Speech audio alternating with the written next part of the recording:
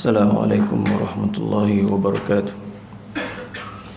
A'udzubillahi minasyaitonirrajim. Bismillahirrahmanirrahim. Alhamdulillah nahmaduhu wa nasta'inuhu wa nastaghfiruh wa na'udzu billahi min shururi anfusina wa min sayyiati a'malina. Man yahdihillahu fala mudilla lahu wa man yudlil fala hadiya lahu. Asyhadu an la ilaha illallah wa asyhadu anna Muhammadar Rasulullah. Subhanaka la ilma lana illa ma 'allamtana innaka antal alimul hakim. Rabbi shrah li sadri wa yassir li amri wahlul 'uqdatam min lisani yafqahu qawli wa ba'd. Tuan Imam, tuan-tuan muslimin muslimat yang dirahmati Allah Subhanahu wa taala, alhamdulillah kita bersyukur kepada Allah Subhanahu wa taala pada pagi ini kita menyambung pengajian kita membaca kitab perisai bagi mukallaf, yang mana kita telah selesai membahaskan tauhid yang pertama, iaitulah tauhid ar-rububiyah. Bagaimana kita mentauhidkan Allah Subhanahu wa taala dari sudut Allah taala itulah satu-satunya Tuhan yang menciptakan, dialah yang memiliki alam ini dan dia jugalah yang mentadbir keseluruhan alam ini, tidak ada yang bersama-sama dengannya. Jadi dia mencipta, dia memilih dan dialah yang mentadbir secara mutlak. Maka itulah yang dinamakan sebagai tauhid ar-rububiyah, iaitu kita mentauhidkan Allah Subhanahu wa taala dari tiga sudut tersebut. Dan insya-Allah pada hari ini kita masuk kepada tauhid yang kedua, iaitulah tauhid al-uluhiyah, iaitu kita mentauhidkan Allah dari sudut peribadatan hanya dikhususkan kepada Allah Subhanahu wa taala, tidak kepada yang lain daripada Allah Subhanahu wa taala. Jadi al-uluhiyah, perkataan al-uluhiyah itu dia berasal daripada perkataan alaha. Daripada perkataan alaha, yang daripada situlah timbulnya perkataan yang kita sebut ilah. Ilah tu maknanya Tuhan. Jadi ilah itu asalnya ialah daripada alaha. Alaha ni maksudnya ialah abada. Apa maksud abada? Abada ni maksudnya sembah. Jadi ilah tu maksudnya ialah ma'bud, iaitulah yang disembah. Jadi bila sebut yang disembah tu merujuk kepada Tuhan. Jadi sebab itulah perkataan ilah itu maksudnya dari sudut bahasa ialah Tuhan ataupun yang disembah. Jadi bila kita sebut al-uluhiyah ataupun al-ubudiyah, maksudnya perhambaan. Maksudnya kita mentauhidkan dari sudut kita sebagai hamba Allah Subhanahu wa taala, kita hanya menyembah dia sahaja semata-mata, tidak yang lain daripada Allah Subhanahu wa taala. Jadi kita lihat perbahasannya seperti yang disebut oleh Syekh Abdul Qadir Al-Mandili rahmatullahi alaih. Qala al-muallif rahimahullah wa nafa'ana bi'ulumi fi darain amin. Kata tuan pengarang kita, semoga Allah Ta'ala merahmatinya dan manfaatkan ilmunya di dunia dan di akhirat, amin. Yang kedua, tauhidul uluhiyah. Dan bermula tauhid al-uluhiyah iaitu mengesakan Allah Subhanahu wa taala dengan segala perbuatan hamba yang mensyarakkan akan dia oleh Allah Subhanahu wa taala bagi mereka itu. Itulah kita mengesakan Allah Subhanahu wa taala dengan segala perbuatan yang mensyarakkan akan dia oleh Allah, iaitu kita memperhambakan diri kita kepada Allah sebagaimana yang disyariatkan oleh Allah Subhanahu wa taala. Jadi jangan kita memperhambakan ataupun mengabdikan diri kita kepada Allah atau kita beribadat kepada Allah dengan cara yang tak disyariatkan oleh Allah pun tak boleh juga.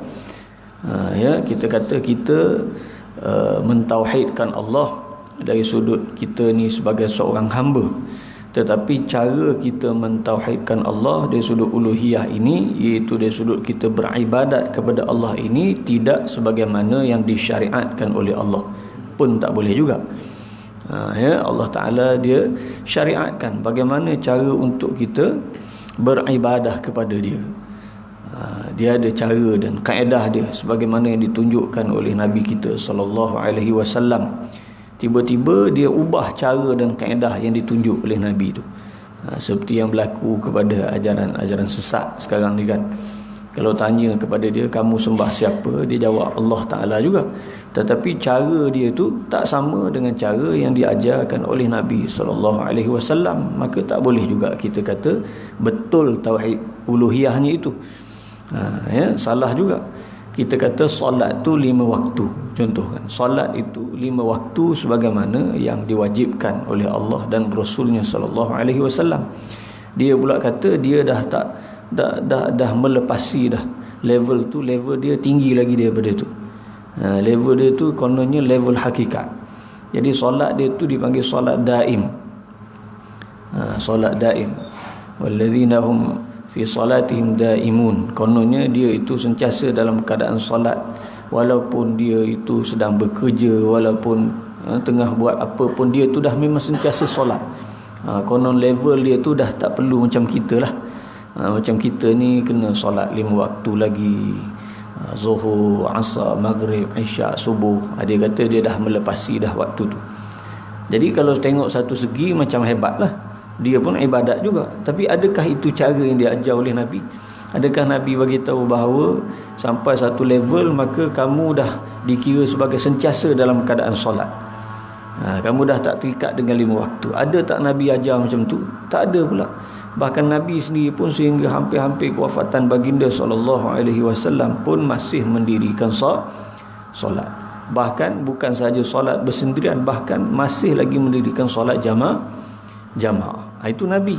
Maknanya dia ni hebat pada Nabi lagi. Dan kalau hebat pada Nabi lagi, kita nak panggil apa tuan-tuan? Kan pelik tu. Jadi famaza ba'dal haqq illa dhalal. Tak ada dah tuan-tuan selepas daripada yang benar itu kecuali sesat. Kalau dia buat lebih daripada Nabi, habislah tuan-tuan, maknanya sesatlah tu. Sesat. Jadi tidak ada dah yang lebih daripada yang hak itu. Kalau dia melebihi batasan yang hak tu, dia akan jadi sesat.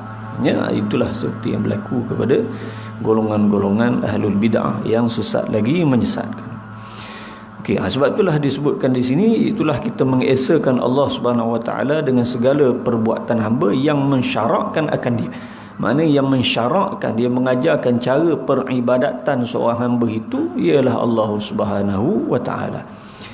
Seperti doa dan juga nazar dan menyembelih korban dan minta tolong dan sembahyang dan puasa dan zakat dan haji dan umrah dan lain daripada yang demikian. Ini semua yang disyariatkan kepada kita. Doa disyariatkan. Nazar itu pada perkara-perkara yang memang kita disunatkan, ataupun perkara yang harus. Boleh nazar, tak ada masalah, tujuan kerana nak mendekatkan diri kepada Allah Subhanahu Wa Taala. Tapi mesti bukan pada perkara yang wajib. Saya kalau dapat sekian-sekian, maka saya bernazar nak berpuasa 3 hari. Tak ada masalah. Puasa sunat. Jangan pula saya bernazar untuk puasa Ramadan tahun ni, kalau anak saya cemerlang SPM. Boleh tak? Tak boleh lah. Sebab puasa Ramadan tu memang wajib. Jadi nazar itu mesti untuk mendekatkan diri kepada Allah. Itu tentang perkara yang disunatkan kepada kita. Dan nazar dan menyembelih korban, ini semua memang cara nak mendekatkan diri kepada Allah Subhanahu Wa Taala. Korban, nanti bila sampainya Idul Adha, disunatkan kita korban. Dan minta tolong, minta pertolongan, kita diminta untuk diperintah meminta pertolongan kepada Allah Taala. Dan sembahyang, solat kita dan puasa kita, zakat, haji, umrah, itu semua adalah ibadah-ibadah yang memang telah pun ditentukan, bahkan ada cara dan kaedahnya di dalam hukum hakam syarak. Maka wajib atas setiap mukallaf bahawa tiada mendoa ia melainkan akan Allah Subhanahu Wa Taala. Jadi wajib ke atas setiap mukallaf, orang yang akil baligh, yang akal dan baligh, kalau dia berdoa, maka dia mesti berdoa hanya kepada Allah Subhanahu Wa Taala. dan bahawa tiada bernazar ia melainkan bagi Allah Subhanahu wa taala. Bernazar pun mestilah bernazar untuk dia melakukan sesuatu yang mendekatkan diri kepada Allah Subhanahu wa taala, bukannya melakukan nazar-nazar yang syirik, seperti dia pergi ke kubur-kubur, dia minta kepada kononnya orang yang dalam kubur. Dikatakan orang dalam kubur itu punya karamah, hatta kalau dia dah mati pun karamahnya masih berjalan lagi. Dia pergilah ke kubur, maka dia mintalah orang dalam kubur tu, dan kalau dia dapat maka dia pun bayarlah nazar dia. Jadi nazar yang dia bayar itu, yang dia tunaikan itu ialah nazar yang nak mendekatkan diri dia bukan kepada Allah tapi kepada orang dalam kubur tu. Jadi itu syirik kepada Allah Subhanahu wa taala. Seolah-olahnya yang menunaikan hajat dia orang yang mati tadi. Dengan i'tiqadnya kononnya orang yang dalam kubur itu boleh menunaikan hajat dia, sedangkan orang dalam kubur itu yang berhajat kepada kita, kan? Sebab tu bila orang mati kita doa dia Allah yarham, kalau orang Melayu lah. Kalau orang Arab rahimahullah. Muhammad Aizam bin Mas'ud rahimahullah, kan? Esok saya mati nantilah, jangan sebut lagi, kan? Tunggu mati dulu, barulah tuan-tuan sebut macam tu. Orang hidup lagi siap makan penampar pula nanti, kan? Allah yarham sekian-sekian, jangan, tunggu mati dululah. Jadi kita doa, sebab apa? Sebab dia berhajat kepada doa. Allahumma ighfir lahu warhamhu wa'afi wa'fu anhu. Doa tak lain doa minta Allah Taala ampunkan dosa dia, Allah Taala rahmati dia, ya. Sebab dia perlu kepada doa, dia berhajat pada kita. Tiba-tiba kita pula doa minta dia tolong kita. Ini kan pelik dia. Pelik tuan-tuan. Jadi terbalik pula jadi dia. Jadi dengan anggapan orang-orang yang ni lah, yang buat benda-benda yang karut-marut ni tuan-tuan, seolahnya orang tu dia wali, ketika dia hidup dia ada karamah, maka bila dia mati karamah dia masih berjalan lagi. Karamah dia masih berjalan, lalu dia pergilah ke kubur-kubur sekian-sekian. Dan kami pernah, masa saya jadi penyelidik di JAKIM dulu, kita pergi ke Pulau Besar tuan-tuan. Pergi ke Pulau Besar, ketika itu turun satu kumpulan, iaitu kumpulan Tarekat Naqsyabandiyah Nazim Haqqani, Tarekat Naqsyabandiyah Al-Aliyah nama dia. Turun dia punya khalifah dia, siapa nama ni, Adnan Kabbani kalau tak silap saya, turun. Dia pun pergilah ke kubur, kononnya dikatakan itu kubur Sultanul Arifin, kubur yang panjang sekali tu. Dia ada banyak kubur panjang, tapi yang paling panjang tu yang dekat sebelah surau tu. Maka dia pergi dengan pengikut-pengikut dia yang ramai, disambut oleh ada seorang perempuan tu tuan-tuan, main ni harmonika dia panggil, kan, benda muzik tu. Sambut tok guru dia, kan. Dia dah lah perempuan, yang keduanya duk main tu pula sambut, kan, menyanyi-nyanyi. Itu style dia orang lah. Jadi yang perempuan pun bersalam semua sekali. Dia tok guru dia hebat, dia level dah tinggi, kan, salam perempuan pun tak ada masalah.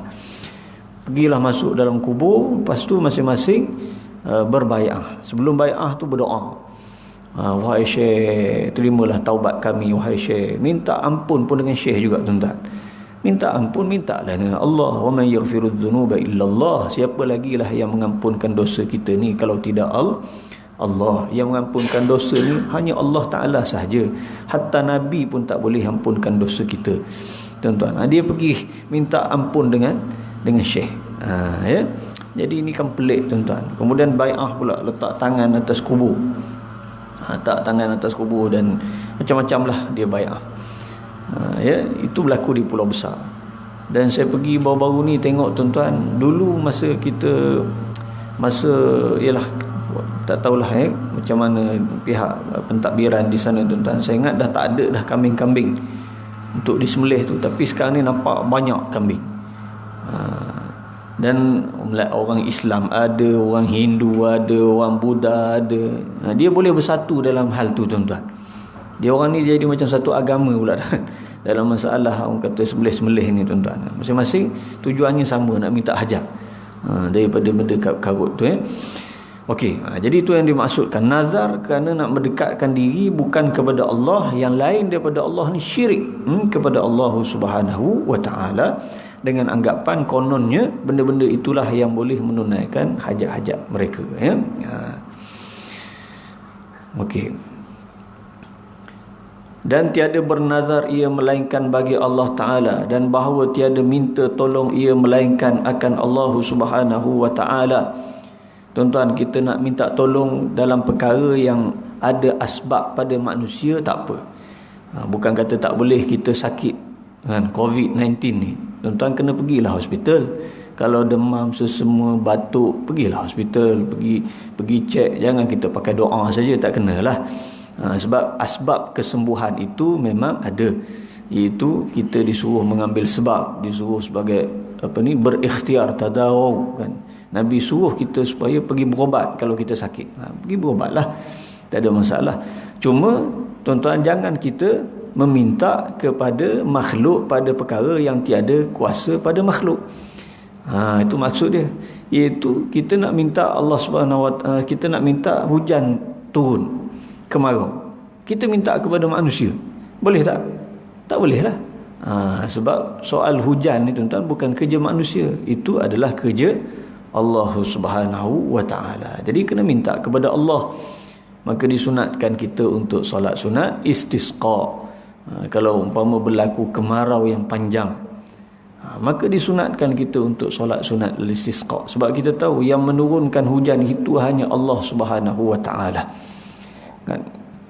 Bolehlah kita, kalau zaman sekarang ni ada sebab-sebab yang boleh diikhtiarkan, seperti kita buat awan kan, tembak pula, lepas tu macam-macam lah cara dia panggil apa tu, pembenihan awan kan. Tak apalah, tapi itu pun belum tentu lagi. Akhirnya Allah Ta'ala juga kan, innallaha indahu ilmus sa'ah wa yunazzilul ghaitha wa ya'lamu ma fil arham. Di sisi Allah Ta'ala itulah ilmu tentang bila berlakunya kiamat kan, bila hujan turun, di mana hujan turun, itu semua di sisi Allah Azza wa Jal. Kita tak tahu tuan-tuan, kita doa minta sajalah kepada dia, dan apa yang ada di dalam rahim ibu. Jadi itu semuanya adalah dalam ilmu Allah Subhanahu wa Ta'ala. Perkara yang di luar daripada kemampuan makhluk jangan kita minta. Maka mintalah kepada Allah Azza wa Jalla. Dan bahawa tiada sembahyang ia melainkan kerana Allah Subhanahu wa Ta'ala. Salat juga, salat mestilah hanya kerana Allah Subhanahu wa Ta'ala. Dan bahawa tiada takut ia melainkan akan Allah Subhanahu wa Ta'ala. Tidak takut dia melainkan hanya kepada Allah Ta'ala. Dan bahawa tiada harap ia melainkan akan Allah Subhanahu wa Ta'ala. Dan bahawa tiada menyembelih korban ia melainkan bagi Allah Subhanahu wa Ta'ala. Dan bahawa tiada sujud ia melainkan bagi Allah Subhanahu wa Ta'ala.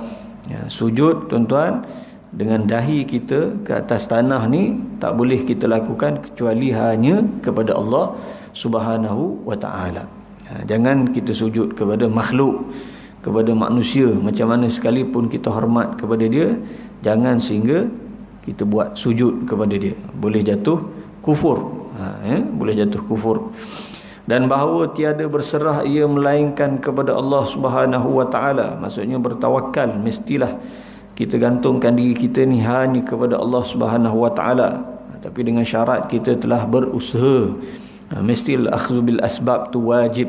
Setelah kita mengambil sebab-sebab, setelah kita mengambil segala ikhtiar, maka yang akhirnya kita doa dan kita tawakal kepada Allah.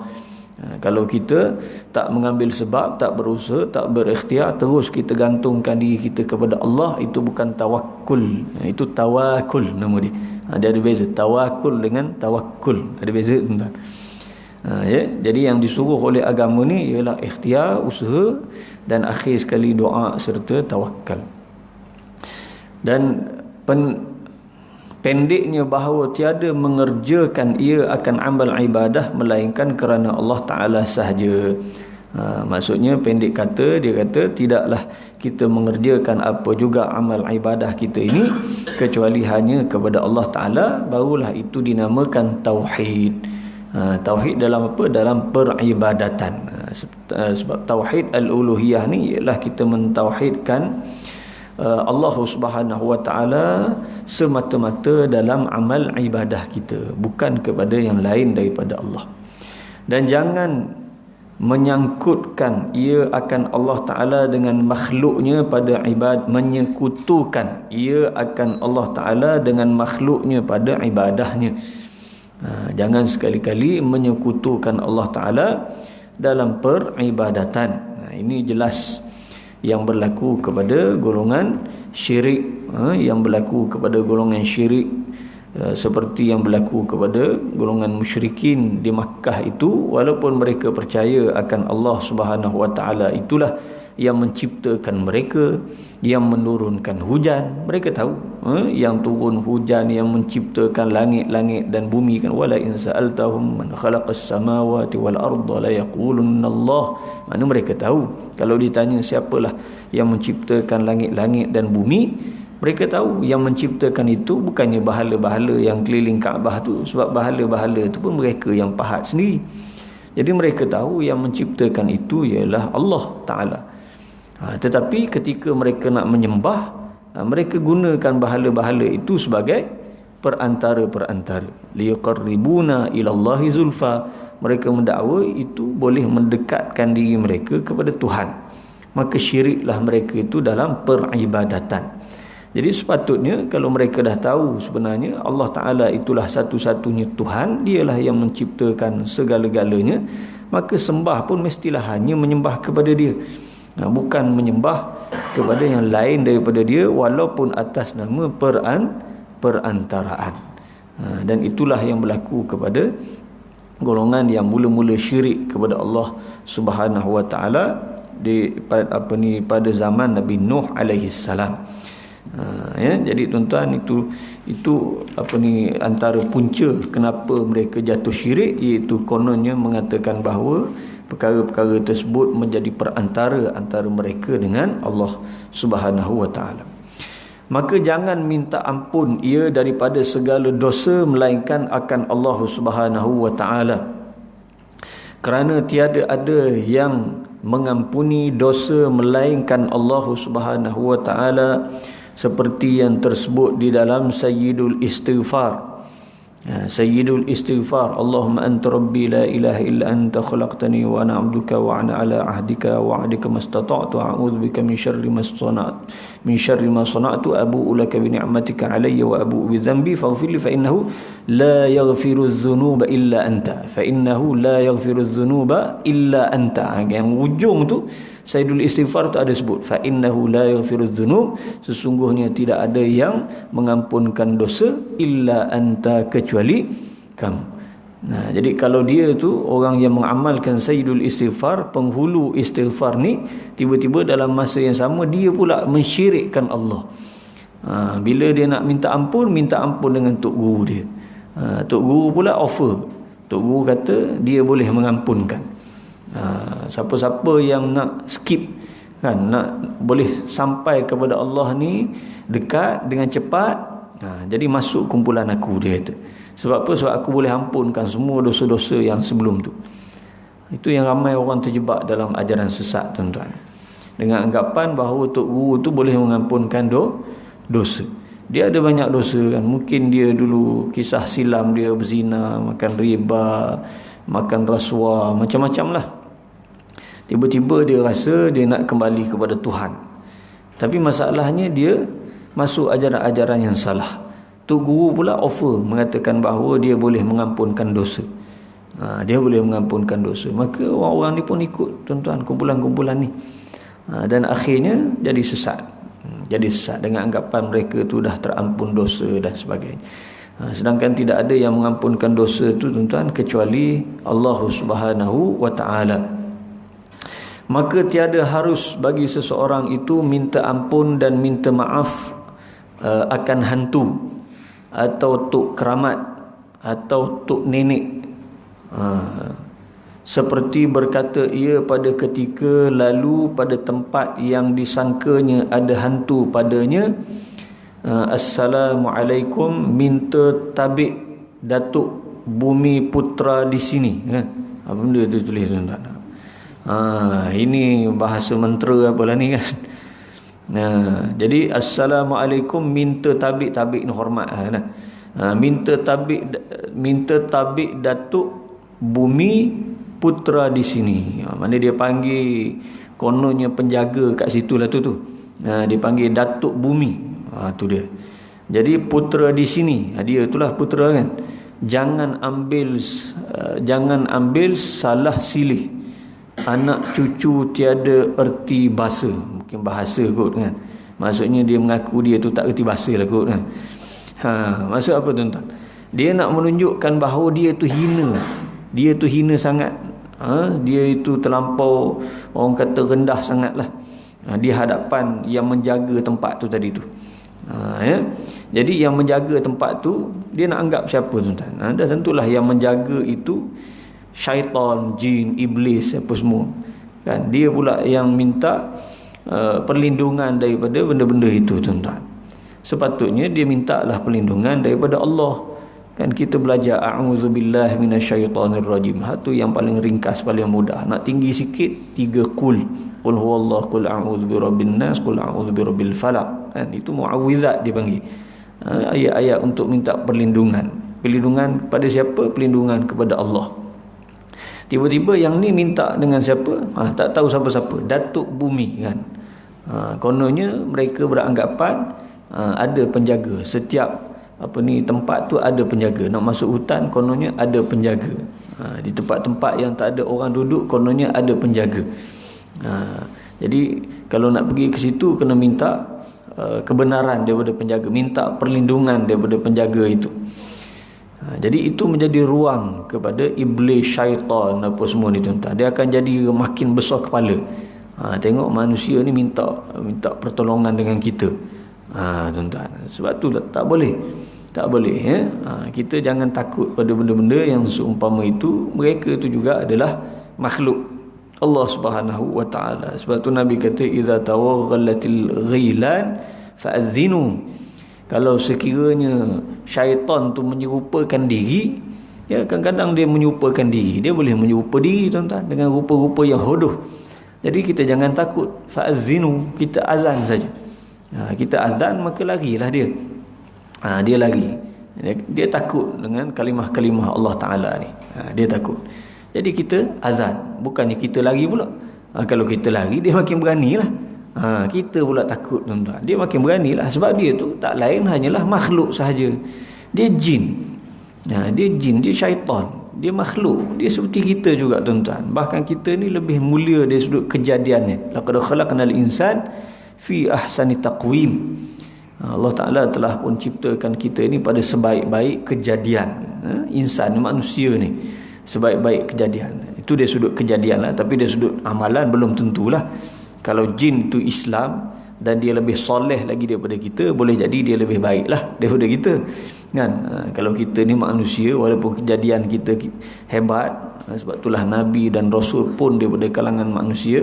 Tapi kalau kita tak taat kepada Allah, maka jin yang taat itu lebih baik daripada kita.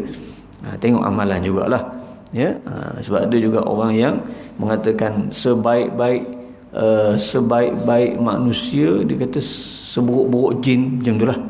Seburuk-buruk jin sebaik-baik manusia. Gitu. Itu tak betul tu, salah, tak betul. Tak betul tu. Ungkapan tu dia reka-reka. Tengok tuan-tuan, tengok pada amalan jugalah. Tapi jin, syaitan, iblis, ini memang sejahat-jahat makhluk ya. Ini memang sejahat-jahat makhluk. Jadi kita jangan takut kepada dia. Sepatutnya kita mintalah perlindungan kepada Allah Subhanahu wa taala daripada makhluk-makhluk yang mengganggu ini ya.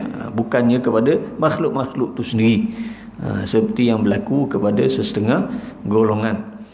Jadi kalau dia minta perlindungan seumpama yang disebutkan di sini, maka jatuhlah dia itu syirik kepada Allah Subhanahu wa taala.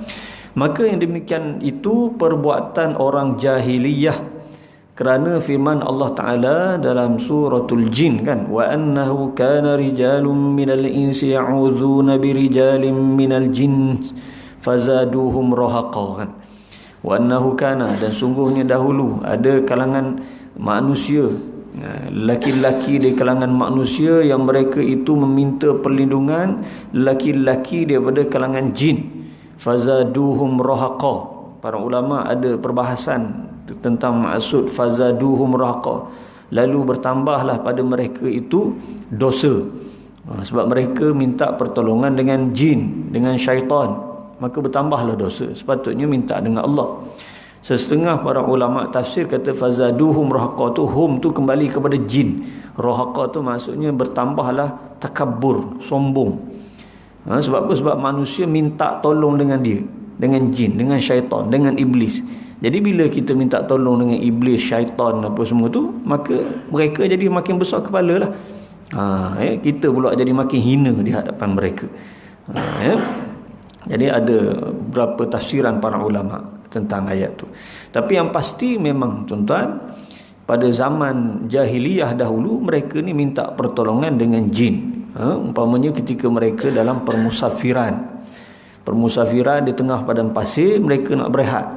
Zaman dulu tak ada RNA apa semua ni, ya.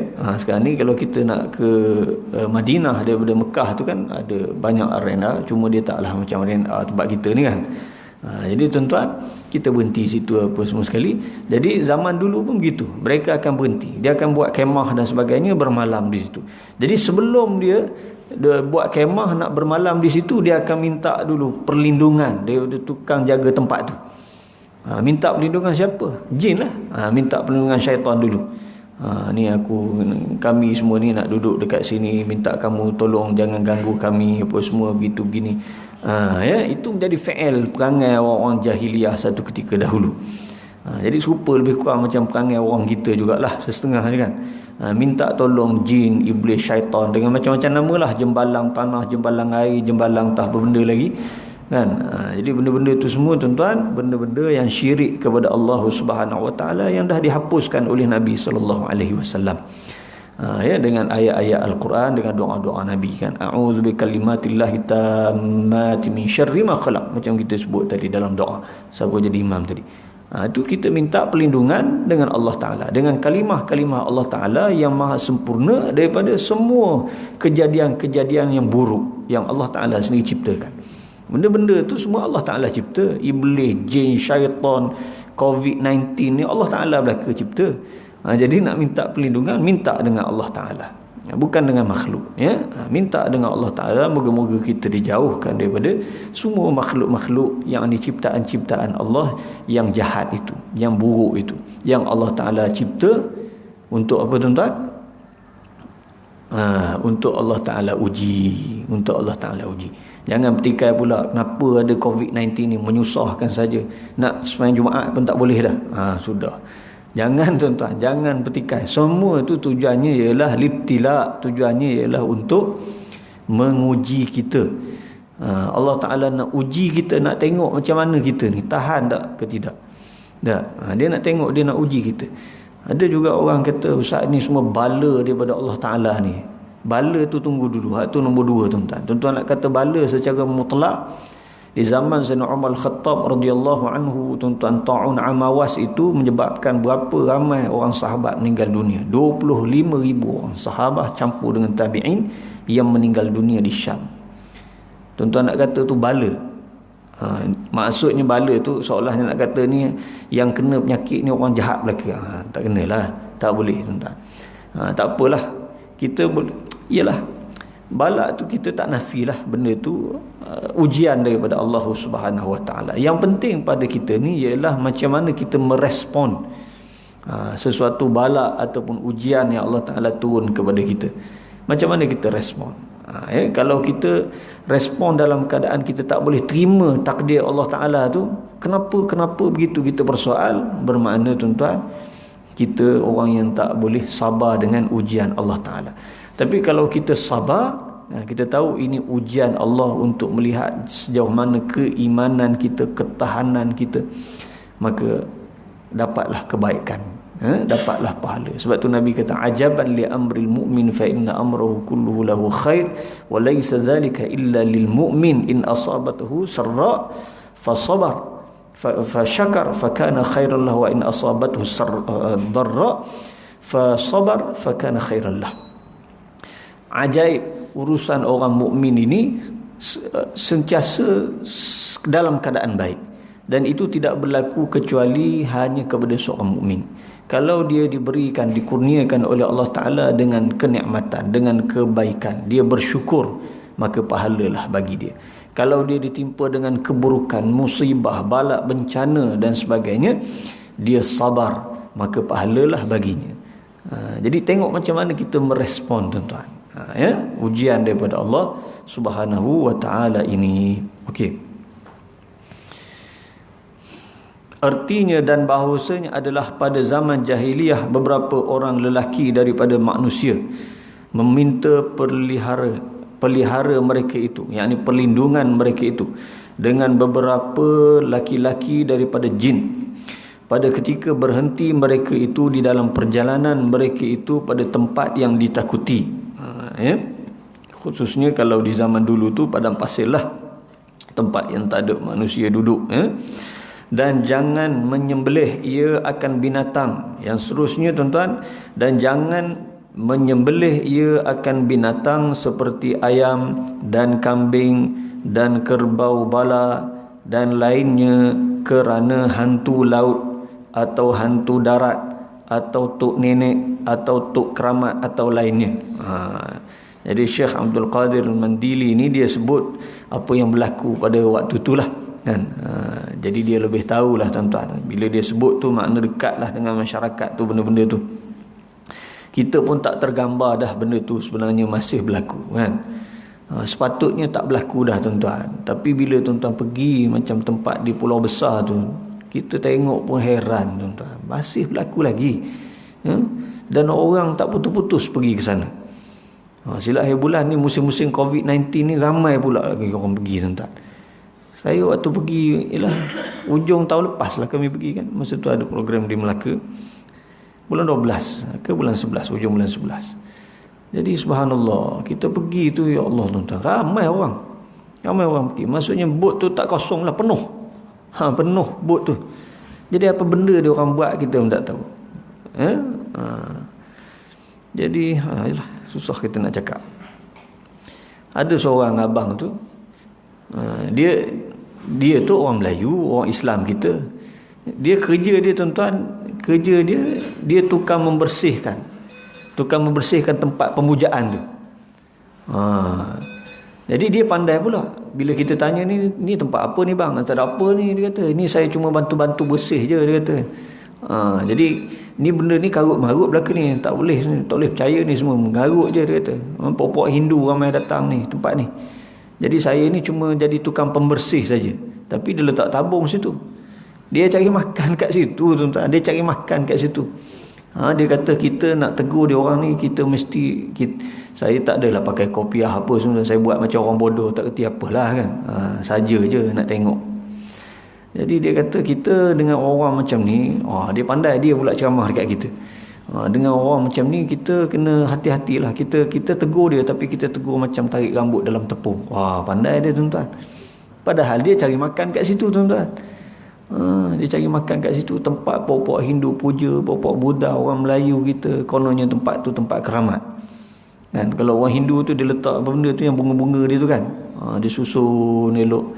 Jadi bila hak yang ni dah habis dah, dia pun kemas balik. Mari pula hak lain pula esok, buat pula susun balik. Tu kerja dia. Dia tukang kemas lah. Jadi orang pun letak duit dalam tabung. Tuan-tuan. Dia tak fikir pula apa hukumnya dia bersubahat dengan pokok yang memuja tu. Jadi tuan-tuan sedih kita tengok orang kita ni. Ya? Ni masalah dia. Jadi kalau saya punya pandangan lah, pulau besar ni tutup je, tuan. Tutup saja. Jadi tak payahlah. Sebab bila kita buka macam itulah jadi dia, tuan-tuan. Kita hari buat Ma'had Tahfiz, katanya Ma'had Tahfiz pun dah tutup. Dah tutup dah Ma'had Tahfiz. Nak buat padang golf pun tak jadi juga. Jadi akhirnya balik semula kepada asal, tempat pokok ni buat pemujaan. Geng-geng silat pun pergi kat situ. Ramai kami jumpa geng-geng silat daripada Indonesia pun ada juga, tuan-tuan. Kan, sebagai penamat dia pergi buat kat situ lah. Entah apa benda dia buat, wallahu taala alam. Dan macam-macam ada situ. Kubur Sultan Arifin ada, kubur Nenek Kebayan ada, kubur Puteri Tujuh ada, macam-macam. Ya? Jadi masalah, tuan-tuan, kalau ditutup kan senang cerita. Kambing pun banyak kat situ. Dia siap ada tempat nak buat kenduri semua ada cukup lengkap, tuan-tuan. Dulu tak ada dah kambing-kambing ni kambing makin banyak nampak. Pokok Hindu makin ramai. Orang kita pun tumpang sekaki juga. Jadi itulah yang disebut kat sini, jangan kita menyembelih binatang, ayam, kambing, kerbau apa semua ni kerana nak dipersembahkan kepada hantu-hantu semua ni kan, jin-jin, iblis, syaitan ni. Tak kira lah namanya hantu laut ke, hantu darat ke, tok nenek, tok keramat, tak kira lah. Yang penting dia nak persembahkan kepada yang lain daripada Allah Subhanahu Wa Taala, maka syiriklah kepada Allah. Kerana sabda Nabi SAW, la'anallahu man dzabaha li ghairillah. Artinya laknat Allah. Laknat ni maksudnya ba'uda 'anir rahmah, jauh daripada rahmat, tu maksud laknat. Jadi menjauhkan Allah Ta'ala daripada rahmatnya akan mereka yang menyembelih kerana lain daripada Allah Ta'ala. Menceritakan akan dia oleh Muslim. Ini hadis Muslim. Ini bahasa lama tuan-tuan. Maksudnya riwayat Muslim lah. Berkata Al-Imam An-Nawawi rahmatullahi alaih dalam syarah Muslim, maka barang siapa menyembelih ia kerana berhala, atau kerana palang salib, atau kerana Nabi Musa, atau kerana Nabi Isa sallallahu alaihi wasallam, atau kerana Kaabah, atau maqam, atau umpama yang ingat maqam tadi, atau umpama yang demikian itu, maka sekalian ini adalah haram.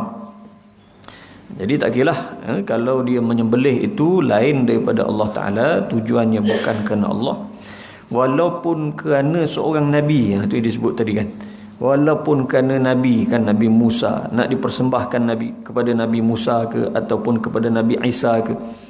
Maksudnya kalau dia menyembelih tu kerana nak dipersembahkan kepada Tok Syekh dia lah tu, kepada Nabi pun tak boleh. Ini kan pula kepada Tok Syekh. Jadi mesti menyembelih tu hanya kerana kepada Allah Ta'ala sahaja, untuk dipersembahkan kepada Allah Ta'ala sahaja. Maka itu sekaliannya adalah haram, dan tiada halal ini yang disembelih. Maksudnya tak boleh makan lah. Semua yang disembelih kerana bukan untuk dipersembahkan kepada Allah Subhanahu Wa Ta'ala, tuan-tuan, tak halal dagingnya untuk kita makan, tak boleh dimakan. Sama ada yang menyembelih itu orang Islam, atau orang Kristian, atau orang Yahudi.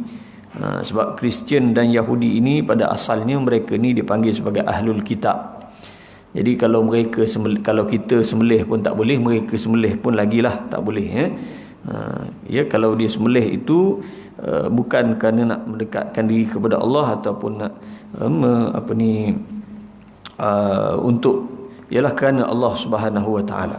Dia sembelih contohnya untuk berhala, untuk salib dan sebagainya, tak boleh. Telah menyebut akan dia dengan terus terang oleh Al-Imam Syafi'i radhiyallahu anhu, dan telah setuju atasnya sekalian ashab kita, iaitu ashabu Syafi'iyah, iaitu para ulama dalam mazhab Syafi'i, akan tak bolehnya buat perbuatan yang seumpama itu, iaitu menyembelih dan dipersembahkan kepada yang lain daripada Allah. Maka jika mengqasad ia, serta yang demikian itu akan membesarkan akan yang disembelih kerananya yang lain daripada Allah Ta'ala, seperti hantu dan tok nenek dan tok keramat. Macam tadi dia sembelih nazar kan, untuk dia persembahkan kepada kubur yang dikatakan kubur keramat. Tak kira lah siapa yang duduk dalam tu, tok kenali ke kan, umpamanya. Kalau orang kita ni tok kenali lah selalunya. Sebab tu ada ilmu hakikat tok kenali, ilmu makrifat tok kenali. Itu pun kita dah haramkan tuan-tuan. Dan beribadah baginya nescaya adalah yang demikian itu kufur. Beribadah baginya. Jadi dia sembelih itu tuan-tuan, bila dia nak kononnya nak mendekatkan diri dia kepada yang dikatakan tok keramat dan sebagainya itu tadi, maka itu consider ibadah lah. Itu dianggap sebagai satu ibadah. Seolahnya dia menyembah pula dah benda yang dia agungkan tadi tu. Nescaya adalah yang demikian itu kufur, boleh membawa kepada kufur. Kufur ni boleh pergi keluar daripada Islam. Kalau dia beriktikad bahawa makhluk yang ada dalam kubur tadi tu, untuk keramat tadi itulah yang boleh memberi manfaat dan menolak mudarat. Maka jika ada yang menyembelih itu orang Islam dahulu daripada demikian itu, nescaya jadilah ia dengan menyembelih itu murtad wal iyadzubillah. Boleh membawa sampai kepada murtad. Jadi jangan main tuan-tuan. Sebab tu dia sama macam kes orang yang pergi jumpa bomoh. Dia pergi jumpa bomoh saja pun, walaupun dia tak percaya, dia tak percaya sangat pun pada bomoh tu, tapi dia pergi juga nak test. Saja-saja pergi. Itu pun lam tuqbal lahu salatu arba'ina lailatan, tak diterima solatnya 40 malam. Al-Imam An-Nawawi kata maksudnya dia solatnya sah tapi tanpa pahala. Allah Ta'ala tak tengok pun dia punya solat. Solat tu sah sebab kita tengok pada zahir dia, rukun syarat semua komplit, sah lah. Tapi oleh kerana dia tu ada melakukan perkara yang syirik, iaitu dia pergi jumpa bomoh, nak tengok apa yang berlaku pada masa akan datang, jodoh, kerja dia dan sebagainya. Walaupun dia tak percaya pada bomoh tu, tapi dia saja pergi test, kan, itu pun tak diterima solat 40 malam. Tapi dalam hadis Ahmad mengatakan fasaddaqahu bima yaqul, dia pergi jumpa bomoh dan dia beriktikad benarnya bomoh itu. Maksudnya dia percaya sungguh. Bomoh tu buat ramalan dan sebagainya, dia percaya sungguh betul bomoh ni, kan, saya percaya sungguh kepada ramalan bomoh ni. Faqad kafar bima unzila ala Muhammadin, maka dia telah kufur dengan apa yang Allah Ta'ala turunkan ke atas Nabi Muhammad. Dia boleh jadi murtad tuan-tuan, kalau dia percaya dengan i'tiqad kepada ramalan-ramalan bomoh. Jadi sangat-sangat bahaya. Samalah dengan kes yang seumpama ini. Dia pergi menyembelih tuan-tuan di kubur keramat, contohnya lah kubur keramat dah selalunya orang kita ni, dengan i'tiqad bahawa dia nak mendekatkan diri dia dengan orang yang ada dalam kubur tu, dengan i'tiqad orang dalam kubur tu boleh memberi manfaat, boleh menunaikan hajat, dan boleh menolak mudarat, maka jatuhlah dia kufur, murtad, terkeluar daripada Islam. Jangan main-main kan, benda yang sangat berat yang boleh merosakkan akidah dari sudut tauhid apa? Tauhid al-uluhiyah, iaitu kita mestilah meminta, bukan saja menyembah, tapi kita mestilah meminta juga hanya senya kepada Allah Subhanahu wa taala, sebagaimana yang kita sentiasa sebutkan dalam suratul Fatihah, iyyaka na'budu wa iyyaka nasta'in, hanya kepada Engkaulah kami menyembah dan hanya kepada Engkaulah kami memohon pertolongan. Wallahu ta'ala a'lam. Kita berhenti sekadar tu, insya-Allah nanti kita sambung perbahasannya, belum habis lagi. Ada soalan? Nak tanya tentang kalau orang bukan Islam nak bagi macam binatang sembelihan dalam bulan korban ke, ataupun istilahnya tumpang buat kenduri yang dibagi itu, kita kena tahu niat dia ke macam mana? Untuk kita tahu niat dia untuk nazar, untuk kalau dia niat nazar untuk agama dia dibagi kita sembelih tu macam mana? Dia bagi haiwan dia lah, maksudnya dia bagi lembu dia. Contohnya dia bagi untuk orang lain buat korban.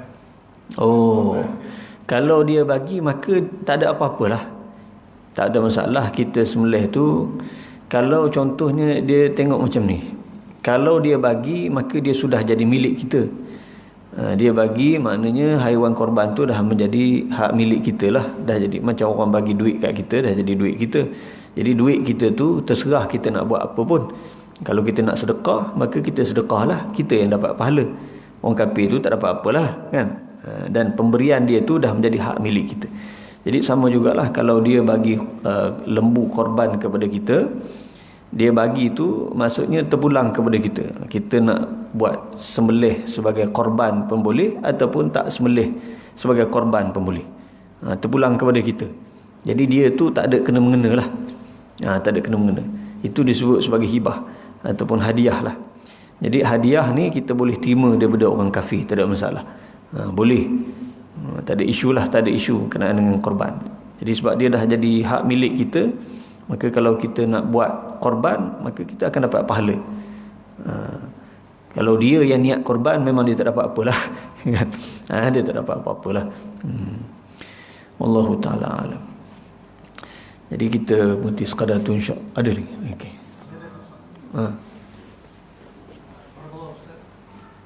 Soalan saya mengenai yang kita belajar ni, kita ada uluhiyah dengan rububiyah. Tapi dalam kalimah kita ditekankan pada ilah tu, la ilaha illallah. Apa sebenarnya signifikan dia sebenarnya? Kenapa Allah tak hilang? Bukan roh kan? Kalau kita lihat kepada kalimah tauhid ni ialah kalimah kita mengesakan Allah Subhanahu wa taala dalam penyembahan, dalam peribadatan. Kerana manusia secara fitrahnya manusia ni dia sememangnya telah disistemkan bahawa dia berhajat kepada pencipta dan dia sudah ada kecenderungan kepada pencipta. Sukar kita nak jumpa manusia yang tidak percaya kepada Tuhan. Sebab yang tak percaya kepada Tuhan ni adalah manusia yang menyalahi fitrah. Kan? Yang menyalahi fitrah. Contohnya kalau dia berada dalam keadaan terdesak, dalam lautan, di tengah-tengah lautan, dia dilambung dengan badai, taufan, ombak yang besar. Ketika itu dia akan terfikir untuk meminta pertolongan.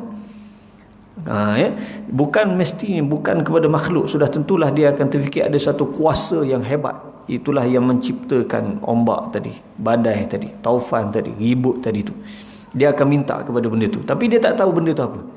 Itu fitrah manusia, itu begitu. Maknanya manusia memang Allah Ta'ala telah sistemkan bahawa dia percaya kepada Tuhan ataupun pencipta, ataupun kalau tidak begitu pun sesuatu yang besar, sesuatu yang hebat. Dia memang sudah ada disistemkan dalam diri manusia ni. Sebab itulah orang jahiliah sendiri pun percaya bahawa alam ni ada pencipta, bahawa langit-langit dan bumi ni ada pencipta. Tetapi masalah mereka itu ialah pada penyembahan, tidak mengesakan pencipta itu, tidak beribadat, tidak meletakkan diri mereka itu hina di hadapan pencipta. Sebab itulah tuan-tuan, Allah Subhanahu Wa Taala tekankan soal penyembahan. Masalah manusia ni daripada zaman Nabi Adam alaihissalam sehinggalah zaman kita tuan-tuan, bukan tak percaya kepada Tuhan. Yang tak percaya tu ada, tapi tak ramai lah kan. Itu golongan yang orang kata dah menyalahi fitrah. Tapi kalau kita bahas, mereka akhirnya akan kembali semula kepada fitrah kan. Dia akan kembali. Kita tengok, tak apa mereka masuk Putrajaya ni kan, sudah tentulah yang pertama mereka akan persoalkan siapa yang buat Putrajaya ni, siapa engineer dia, siapa arkitek dia. Putrajaya ni cantik sangat kita tengok kan, begitu indah sekali. Jadi orang yang menggunakan logik akal yang waras, sudah tentu dia kata di sebalik Putrajaya ni ada engineer yang hebat, ada arkitek yang hebat, ada pengasasnya, pencetus ideanya, mesti ada di sebaliknya orang yang hebat. Jadi orang yang waras akal ni, bila dia melihat kepada diri dia sendiri, dia melihat kepada alam sufli, alam alwi, itu alam yang atas. Dia tengok pada langit, bumi, dia tengok kepada planetnya, mataharinya, apa yang ada di cakrawala ini. Sudah tentu dia akan terfikir ada yang mencipta. Dia tengok kepada alam sufli, dia tengok kepada diri dia sendiri kan. Dia tengok apa yang ada di sekeliling dia, dengan lautannya, dengan gunung ganangnya yang indah dan sebagainya. Sudah tentu orang yang waras akalnya mengatakan mesti ada yang mencipta. Mustahil dia tercipta sendiri. Jadi dengan golongan etis ni, kita kalau nak berdebat terlampau mudah sebenarnya tuan-tuan. Kecuali mereka tak terima itu hanya kerana ego saja. Itu saja. Jadi masalah rububiyah ini ialah masalah yang telah menjadi fitrah kepada manusia.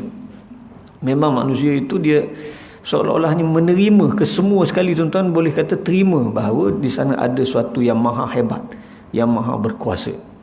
Hatta orang yang etis pun dia ada tercetus sedikit dalam hati dia, mesti dia percaya bahawa ada sesuatu yang hebat.